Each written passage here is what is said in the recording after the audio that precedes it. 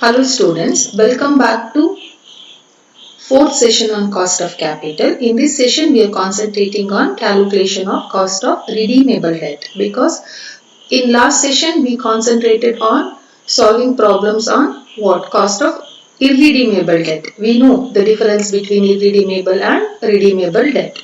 So today we will look at this problem. A company issues rupees 20 lakh 20% debentures at redeemable debenture at a discount of 10%. The cost of flotation amounts to rupees 56,000. The debentures are redeemable after 6 years. Calculate before tax and after tax cost of debt assuming tax rate of 45%. See, you just look at this problem and remember all the previous problem which we discussed. In all those previous problem we had par value per share, but in this problem we do not have par value per share. Instead we have debenture capital. What is debenture capital? 20 lakh 20% redeemable debenture. So as it is 20 lakh 20% redeemable debenture, this 20 lakh indicates total debt capital. So when we have information on total debt capital, so we have to take into consideration all aspects which is required to apply for the problem on calculation of cost of redeemable debt on total basis, not on par value basis, because par value per share is not given in the problem. So that is very important aspect, and in this way this problem is different from the previous problem. So interest also we have to calculate for the total debt capital. 20 lakh into 20% means 4 lakh. Issue expenses they have given already in total, that is 56,000. So RV, they have not mentioned about at what price they are redeeming. So when they are not giving anything with regard to redemption value, we should assume that debentures are redeemed at par, that is 20 lakh. Then as far as net sale proceeds are concerned, so it is clearly given that debentures are issued at discount of 10%. So that's why 20 lakh minus 10% of 20 lakh, so that will become 18 lakh. So minus issue expenses 56 lakh. So the total will become, the net sales proceeds will become 17 lakh 44,000. So then we have to apply the formula interest 4 lakh into 1 minus tax rate 0.45. So plus RV 20 lakh minus SV 17 lakh 44,000 divided by N 6 whole divided by RV plus SV divided by 2 into 100.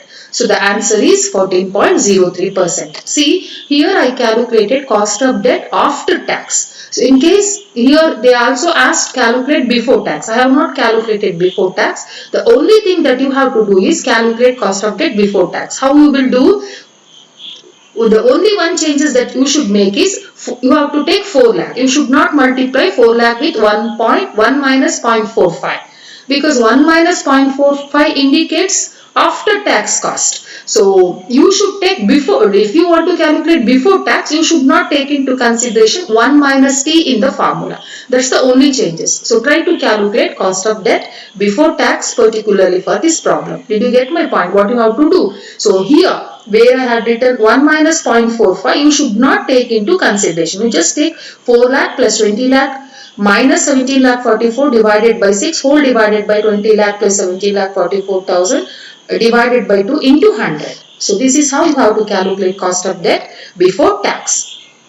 Look at this third problem. H Limited issued 16% redeemable debentures of 100 each. They are redeemable after 8 years at a premium of 12%. Issue expenses amounted to 9 per debenture. Issue expenses is given on per debenture basis. In previous problem it was given on total basis. Besides, they were issued at discount at 12%. Applicable rate of tax is 40%. Calculate cost of debt. See, in here par value per debenture is given 100. So we have to calculate everything on per debenture basis. 100 into 16% of 100. 16 rupees is interest per debenture. N is 8 years. T is 40%. RV. So whether they talked about RV, that's the question to be answered. Yes, they talked about RV. They are saying that these debentures are redeemable after 8 years at a premium of 12%. So 100 is a par value plus 12% on par value. So 12 rupees. 112 will come RV. So then SV. These debentures are issued at a discount. So par value minus discount minus issue expenses. 100 minus 12% of 100, that is 12, minus 9. They have not given issue expenses in terms of percentage on par value or in terms of percentage on net sale proceeds. They have given in terms of in terms of rupees, that is what is issue expenses per debenture. So you should take as it is 100 minus 12 minus 9, so that is 79. Then apply the formula after tax cost of debt formula. So we will arrive answer as 14.37%. So ಮಕ್ಕಳೇ ನಾವು last session ಅಲ್ಲಿ ಏನ್ calculate ಮಾಡಿದ್ವಿ, so 2 problem cost of irredeemable debenture ಬಗ್ಗೆ ನೋಡಿದ್ವಿ, 1 problem cost of redeemable debenture ಬಗ್ಗೆ ಮಾತಾಡಿದ್ವಿ. So ಈ ಪ್ರಾಬ್ಲಮ್ ನಲ್ಲಿ ನಾವು ಕಾಸ್ಟ್ ಆಫ್ ರಿಡೀಮೇಬಲ್ ಡಿಬೆಂಚರ್ ಬಗ್ಗೆ ಈ ಸೆಷನ್ ಅಲ್ಲಿ ನಾವು ಕಾಸ್ಟ್ ಆಫ್ ರಿಡೀಮೇಬಲ್ ಡಿಬೆಂಚರ್ ಬಗ್ಗೆನೇ ಕಲಿಲಿಕ್ಕೆ ಇದ್ದೇವೆ. ಸೊ ಈ ಎರಡನೇ ಪ್ರಾಬ್ಲಮ್ ನೋಡಿದಾಗ ಈ ಎರಡನೇ ಪ್ರಾಬ್ಲಮ್ಗೂ ಹಿಂದಿನ 3 ಪ್ರಾಬ್ಲಮ್ಗೂ ಇರುವ ವ್ಯತ್ಯಾಸ ಏನಂದ್ರೆ, ಎರಡನೇ ಪ್ರಾಬ್ಲಮ್ ನಲ್ಲಿ ಈ ಎರಡನೇ ಪ್ರಾಬ್ಲಮ್ ನಾನೇನು ನಿಮ್ಗೆ ಸ್ಕ್ರೀನ್ ಅಲ್ಲಿ ತೋರಿಸ್ತಾ ಇದ್ದೇನೆ. ಸೊ ಇದ್ರಲ್ಲಿ ಏನಿದೆ, ಎಲ್ಲವೂ ಟೋಟಲ್ ಬೇಸಿಸ್ ಅಲ್ಲಿ ಇದೆ. ಟೋಟಲ್ ಡೆಟ್ ಕ್ಯಾಪಿಟಲ್ ಕೊಟ್ಟಿದ್ದಾರೆ, ರೇಟ್ ಆಫ್ ಇಂಟ್ರೆಸ್ಟ್ ಕೊಟ್ಟಿದ್ದಾರೆ, ಟೋಟಲ್ ಏನದು what is that issue expenses ಕೊಟ್ಟಿದ್ದಾರೆ. ಸೊ ಎಲ್ಲವೂ ಟೋಟಲ್ ಕೊಟ್ಟು ಪಾರ್ ವ್ಯಾಲ್ಯೂ ಬಗ್ಗೆ ಏನು ಇನ್ಫಾರ್ಮೇಶನ್ ಇಲ್ಲದಿದ್ರೆ ನಮ್ಗೆ ಏನ್ ಫಾರ್ಮುಲಾಕ್ಕೆ ಬೇಕು ಅದೆಲ್ಲವನ್ನು ಟೋಟಲ್ ಅಲ್ಲೇ ನಾವು ತಗೊಳ್ಳೋದು.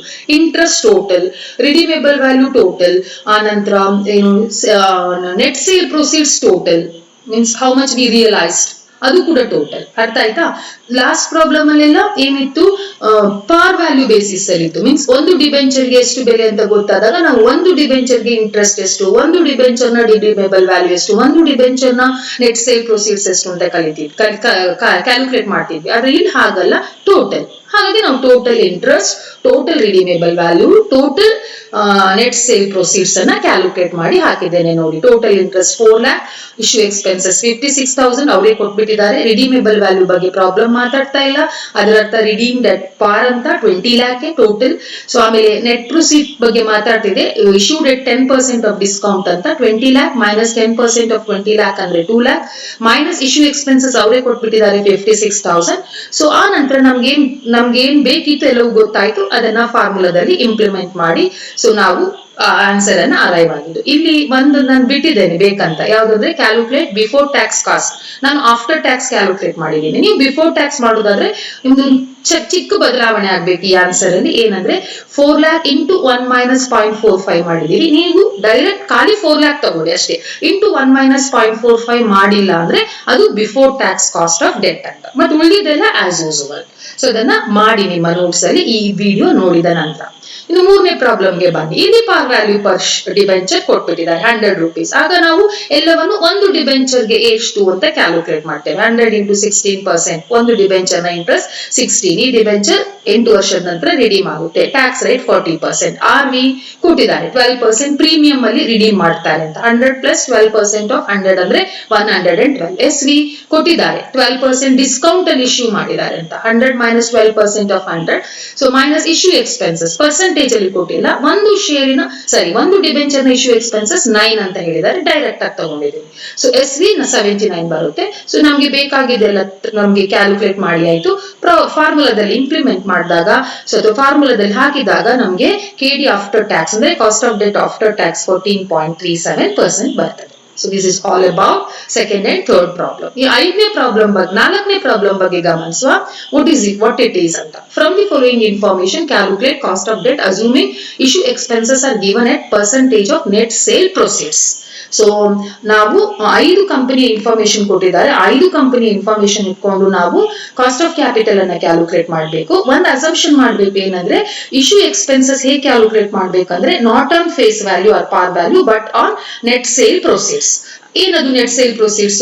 ನೀವು ಇಶ್ಯೂ ಅನ್ನ ಯಾವ್ದ್ರಲ್ಲಿ ಮಾಡಿದೀರಾ? ಪಾರ್ ಅಲ್ಲಿ ಮಾಡಿದ್ರೆ ಪಾರೇ ನೆಟ್ ಸೇಲ್ ಪ್ರೊಸೀಡ್ಸ್. ಡಿಸ್ಕೌಂಟ್ ಅಲ್ಲಿ ಮಾಡಿದ್ರೆ par value minus discount is net sale proceed. Premium ಅಲ್ಲಿ ಮಾಡಿದ್ರೆ par value plus premium is net sale proceeds. ಅದ್ರ ಮೇಲೆ ಇಶ್ಯೂ ಎಕ್ಸ್ಪೆನ್ಸಸ್ ಅನ್ನ ಕ್ಯಾಲ್ಕುಲೇಟ್ ಮಾಡಬೇಕಾಗುತ್ತೆ. ಅಂತದೊಂದು ಪ್ರಾಬ್ಲಮ್ ನಾವು ಹಿಂದೆ ಮಾಡಿದ್ದೇವೆ ಕೂಡ. ಸೊ ನೀವು ನೋಡಿದ್ರೆ ಗೊತ್ತಾಗುತ್ತೆ. ಇಲ್ಲಿ 5 ಕಂಪನಿಯ ಇನ್ಫಾರ್ಮೇಶನ್ ಒಟ್ಟಿಗೆ ಇದೆ, ಅಂದ್ರೆ 5 ಪ್ರಾಬ್ಲಮ್ಗೆ ಸೊಲ್ಯೂಷನ್ ಕೊಡ್ಬೇಕು ನಾವೀಗ. ಒಂದು ಕಂಪನಿ ಎ, ಇನ್ನೊಂದು ಕಂಪನಿ ಬಿ, ಮತ್ತೊಂದು ಕಂಪನಿ ಸಿ, ಡಿ, ಇ. ಅರ್ಥ ಆಯ್ತಾ? ಹೇಗೆ ಸೊಲ್ಯೂಷನ್ ಮಾಡೋದು? ಸೊ ನಾವು ಫಸ್ಟ್ ಪ್ರಾಬ್ಲಮ್ ಅನ್ನ ಅರ್ಥ ಮಾಡ್ಕೊಳ್ಬೇಕು. Just look at the problem. Company name is given, face value ಕೊಟ್ಟಿದ್ದಾರೆ, ಯಾವುದು ಸೇಮ್ ಇಲ್ಲ, ಡಿಫರೆಂಟ್ ಇದೆ. ಇಂಟ್ರೆಸ್ಟ್ ಪರ್ಸೆಂಟೇಜ್ ಅಲ್ಲಿ ಕೊಟ್ಟಿದ್ದಾರೆ, ಹಾಗೆ ಡಿಸ್ಕೌಂಟ್, ಖಾಲಿ ಡಿಸ್ಕೌಂಟ್ ಅಂತ ಕೊಟ್ಟಿದ್ದಾರೆ. ಏನಿದು? ಇದು ಇಶ್ಯೂಡ್ ಅಟ್ ಡಿಸ್ಕೌಂಟ್ ಅಂತ ಅರ್ಥ. Company A issued 100 rupees 10% debenture at 10% discount, 10% interest 10% discount.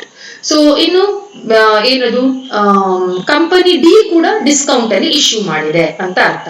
ಏನ್ ಕೊಟ್ಟಿದ್ದಾರೆ, ನಂಬರ್ ಆಫ್ ಇಯರ್ಸ್ 5, 6, 8, 7, 4 ಅಂತ ವರ್ಷಗಳು.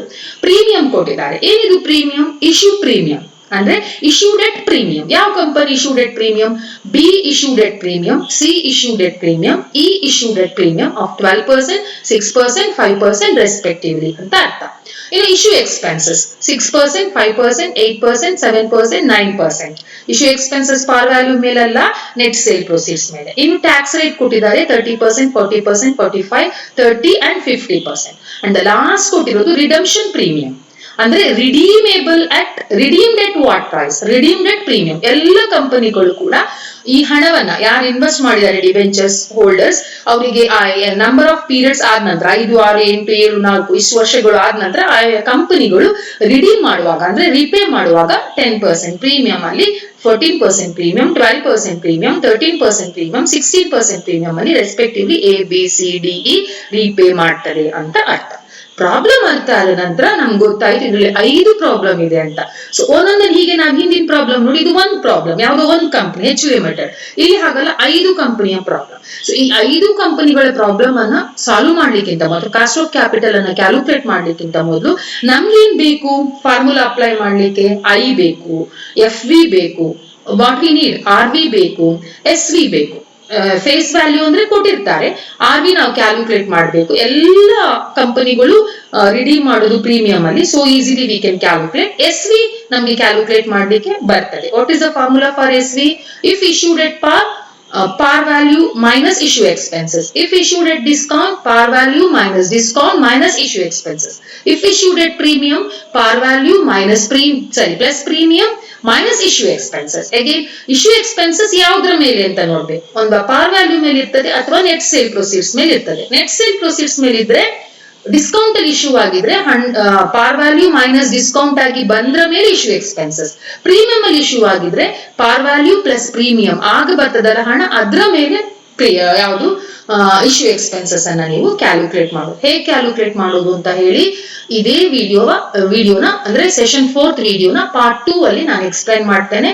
ಸೊ ಅಲ್ಲಿವರೆಗೆ take care of your health. Thank you.